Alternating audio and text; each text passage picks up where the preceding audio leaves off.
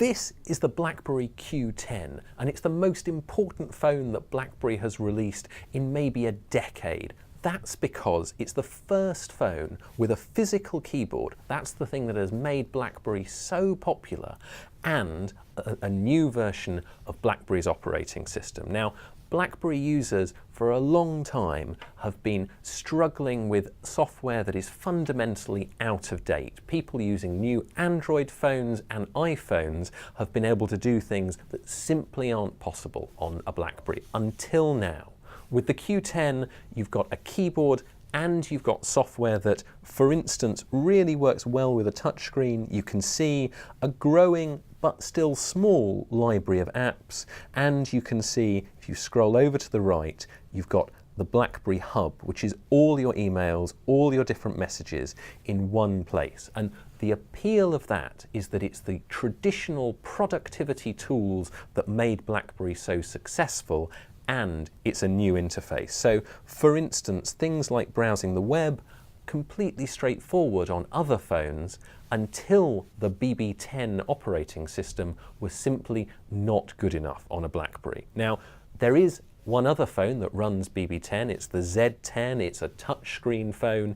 It's had a mixed reception, and that's because what BlackBerry users were waiting for was the physical keyboard. Now, on this device, you've got a relatively small touchscreen, but it's bigger than previous BlackBerry equivalents, and you've got this physical keyboard, which I've found is the first physical keyboard in ages that would really convince me to use a BlackBerry. Are there enough apps? No, not yet. Is the keyboard what really makes BlackBerry a real productivity tool? It means you can pile through your emails, you can get stuff done.